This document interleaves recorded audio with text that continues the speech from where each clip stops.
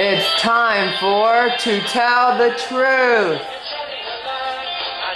And here's the host of our show, Michael O.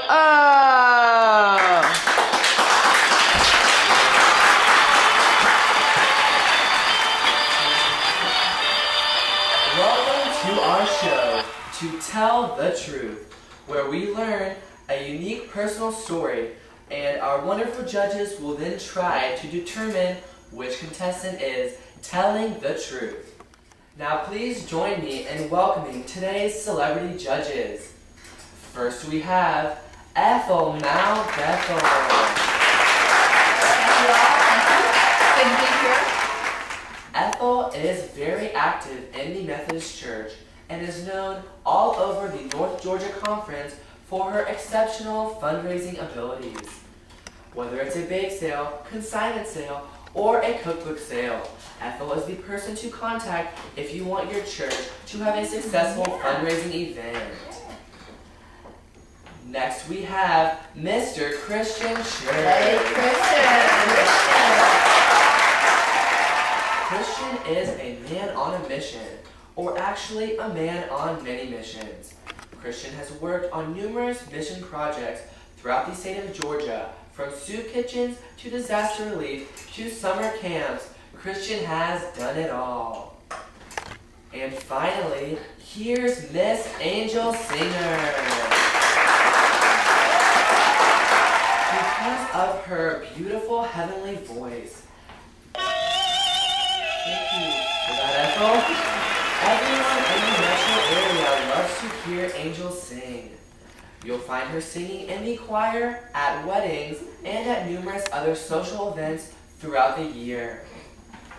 It's great to see you all, and because of your many church activities, I know you are really going to like today's show. I'm glad to be here. Looking forward to it. So, let's meet today's contestants. What is your name, please? My name is Mr. Roberti. Number 2, what is your name, please? My name is Mr. O'Berty. And number 3, what is your name, please? My name is Mr. O'Berty. Okay, judges, are you ready to hear the O'Berty story? Yeah. Let's hear it. Let's hear the story. Okay, this is the way the affidavit reads. My name is Mr. O'Berty. I have been a high school facilitator for the Born to Believe Sunday School class at Mount Bethel United Methodist Church. This is a Sunday School class for middle school and high school students who prefer a small class setting rather than the larger group setting. The class also serves middle school and high school students with special needs. My job is to help the teacher keep the flow of class activities going. I answer questions, participate in hands-on activities, perform small improvisational skits, and eat some of the good food that the teachers occasionally bring in. I also help with various mission projects that the class works on as a group. As a facilitator, all I have to do is come to Sunday school 1 hour each week. However, the teachers are very flexible and understand that there are some Sundays throughout the year that I may not be present. As long as I tell them in advance, it is not a problem to miss an occasional Sunday. Being a facilitator is an easy way to help others learn more about the Bible and the Christian lifestyle, as well as to earn service hours for high school graduation. Being a Born to Believe facilitator has been one of the best high school experiences for me. Didn't I tell you this story was going to be interesting? Yeah. I'm ready to start. Yes, let's get going. Okay, Ethel, let's start questioning with you. Thank you, Michael. Number 2. How long have you been a Born to Believe facilitator? Well, I have been a facilitator for 1 year. However, before that, I attended the class as a middle school student. It is a great class. I have enjoyed being part of it as both a student and a facilitator. All right, very good. Number 3. How long have you been a facilitator? For 3 years. Were you a student before that? No, I've only been a facilitator, not a student. But I've learned a lot in this role. All right, very good. And how about you, number one? What do you mean? How long have you been a facilitator? 2 years. And have you been... Oh, sorry. All right, well, that was quick. Okay, Christian, you're on deck. Thanks, Mike. Well, as you know, I'm passionate about missions. So number one, can you tell me some of the mission projects that this Born to Believe class has done? Yes, our class has supported The Garden, a shelter for women and children that is located in Smyrna, and last Thanksgiving we sponsored a toiletries drive for the shelter and collected over 800 soaps, toiletries, and conditioners and lotions for the residents. We also made crosses out of masonry nails and gave them to the residents at Easter. So how about you, number two? What mission projects have you done? Our class has handmade Christmas cards and Valentine cards for military personnel who are in hospital facilities and serving overseas. We also made fortune cookies made out of felt and gave them to the senior citizens who attend the Mount Bethel Adult Center. My goodness, did those seniors eat those fortune cookies? Well, hopefully not. They were not meant to be eaten. Oh, I guess we'll never know the true purpose of those fortune cookies. Now we're on to Angel, our final judge. Okay, Angel, take it away. Number three. I want to find out a little more about the hands-on activities that were mentioned in your affidavit. Can you give me an example of a hands-on activity that you've done in the Born to Believe class? I would be delighted to give you an example. During one of our classes this past year, we were discussing the power of God's Word and how it can help you during hard times. To drive home the point, the teachers brought in a Nerf shield and had labeled it God's Word. Then they had several bags of rocks and socks Oh, thank goodness. that they gave to the rest of the class. The socks represented the challenges that come our way as Christians. At the teacher signal, all of the students began throwing those socks at me, and I had to deflect them with my shield. Did the students have good aim? Yes, they had very good aim. How well did God's Word help you in this situation? Well, I was able to keep almost all those socks from hitting me. Okay, number one. Let's go on to you. I want to ask you a very serious question. What kind of food was served during those class celebrations? One year, the class was studying how other countries celebrate Christmas. During the study about Italy, we had a real Italian Christmas feast.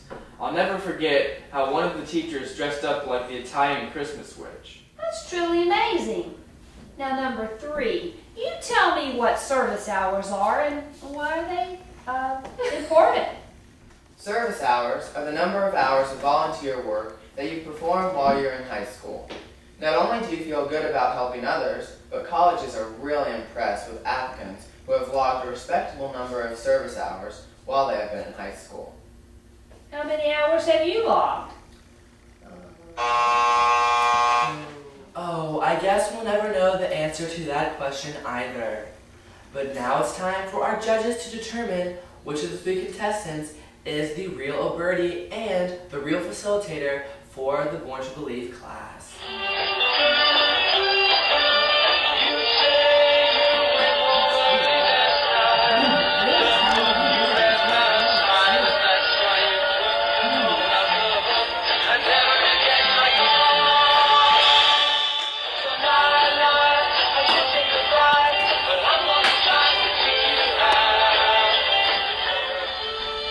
Well, I think it's time to see their decisions. Ethel, let's start with you. This was really, really tough. I had a hard time making a choice. I liked all of the answers. However, the answer that I think impressed me the most was number three's description about those rocks. Okay, socks. I think that's what he said. I thought that was kind of funny. But the socks being used to, what did he say, deflect the problems and the challenges of the day. So, he also looked so nice and clean cut to me, so I voted for number three. Christian, which contestant did you like? I liked all the contestants too. They were very believable, except for the felt Chinese fortune cookies. That seemed a little unusual for a mission project, so I eliminated number 2 for that reason. As for number 3 goes, I liked him, but I thought he was a little bit too clean. Maybe he worked really hard to make us think he was a facilitator. So I went with number 1. I liked his description of the masonry, nail crosses, and the toiletry drive. Those seemed like authentic mission projects to me. Very good. Let's see Angel's vote now. Well, Michael, I really think any of these contestants could be a facilitator for the Born to Believe class. So, the rest of you have definitely missed your calling. You should consider being a facilitator in the future. I almost voted for number 1. He seemed so believable when he was talking about the Christmas witch. But then I liked number 3's answer about the service hours. I really feel that he was probably telling the truth and that he logged in a lot of service hours in high school. However, in the end, I went with number 2. When he explained that he had been a student in the Born to Believe class before he became a volunteer, that really seemed to ring true to me.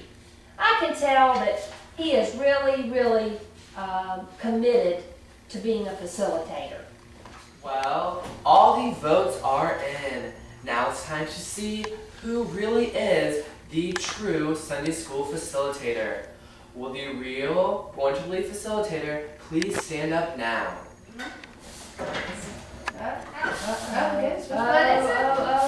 Which one is it? Oh.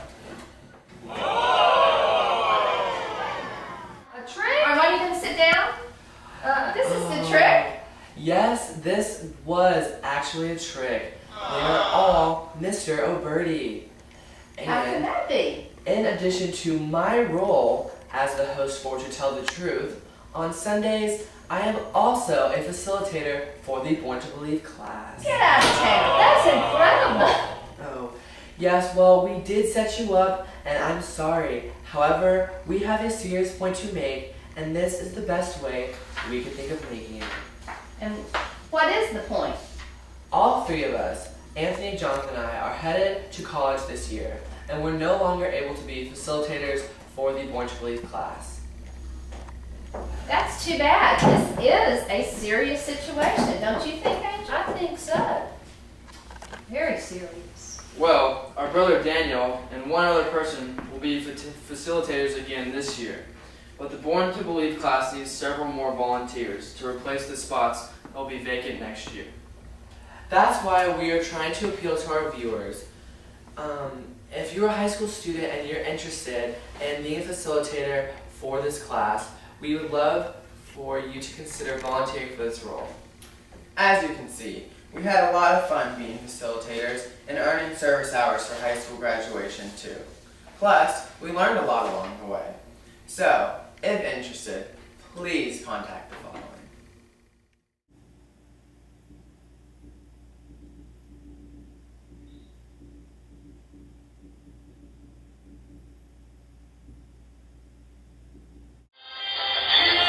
And that's all of our